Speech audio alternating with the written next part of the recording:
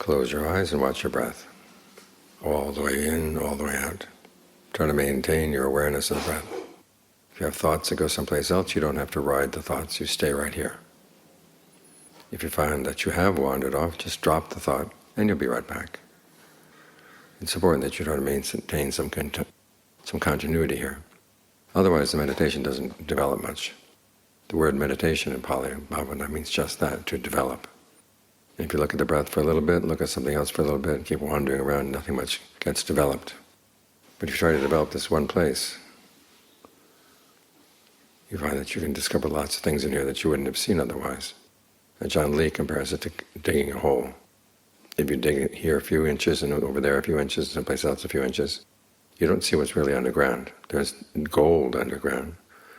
But if you just wander around digging here and digging there, you don't get down to it. You have to dig down, dig down, dig down.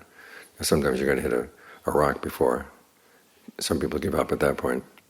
In other words, you meet up with pain. But you have to learn how to understand the pain. Because pain is part of life. The Buddha said it's one of the things you just have to learn how to accept. Doesn't mean we don't do anything about it, but you have to accept the fact that it's going to be there. And you have to prepare the mind. So prepare your mind by developing powers of concentration, your powers of discernment. If you really discern it, you see the pain is one thing, your body is another thing, the mind is something else. You can separate things out like this, then you don't have to suffer from the pain. But if you see it's just one big lump, you don't have any discernment at all. It's going to bother you because it seems like your body is the pain, your mind is the pain. So you have to learn how to separate things out this way. As the Buddha said, this is the essence of discernment, is seeing things as separate. And this way the mind begins to loosen some of its burdens. Then it can focus on what it really needs to do, which is, at the very least, to maintain its human status. We're born as a human being, we've got a human body. But that doesn't guarantee that we've got the qualities of a human being. The qualities of a human being are that you're generous, you're virtuous, and you extend thoughts of goodwill. This is what makes you a human being, in the complete sense. Particularly with virtue. There are things that you can do that would be very easy to make money in the world, to just take advantage of other people. But that's not what a human being does. After all, the word for human being in Pali, manusa, means a person with a high mind, lifted above the ordinary way of just getting and grabbing and gaining, which is the way of too many people in the world. They get a human body, but their minds are low on an animal level. So you want to make sure your mind is on a human level. So you start with a good solid foundation inside. That way you're less tempted to break any of the precepts against killing or stealing or illicit sex or lying or taking intoxicants. And John Fun, who was John Swart's teacher, made the comparison. He said, just like a human being has 5 extensions on your body. You have 2 legs, 2 arms, 1 head. You need to maintain all 5 of the precepts to maintain your human status. Of the 5, the precept against lying is the most important. That's your head. Because if you lie, then all the other precepts fall apart. So the Buddha was very, very strict about this. Of all the precepts, he said, this is the one that really makes you a human being.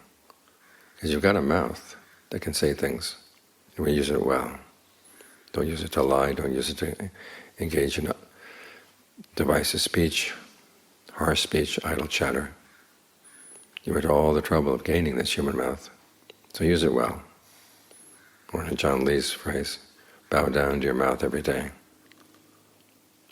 You went to all the trouble of becoming a human being, and you've got this ability to say truths. You can also say things that are false. Like when a dog barks, there's nothing true or false about the bark. But when a human being speaks, it's either true or false. So you've got to be really careful to maintain this human ability. To make sure that you maintain your status as a complete human being. 2 legs, 2 arms, 1 head. Don't go missing any of your parts. That way, at the very least, you maintain your status, and it becomes a foundation for building a higher status, the status of becoming a deva, the status of reaching total freedom from suffering. It starts with this. This is why we repeat the precepts every week, to stress how important they are. So make sure that you maintain them in the course of the week. Don't just take them in and throw them away when you leave the monastery. Keep them with you all the time. maintain your status, lift your mind above the common ways of the world. Think about what the world would be like if everybody observed the precepts. Newspapers would go out of business. News sites on the web would go out of business. So much of the divisiveness in the world would end, just with these 5 precepts. The Buddha tells us to be skillful in our behavior, and in some cases it's up to us to notice what's skillful and what's not. But he says these 5 things are true across the board. You avoid killing, stealing, illicit sex, lying, and taking intoxicants. Once you've got that firmly in mind, then you're on a solid foundation.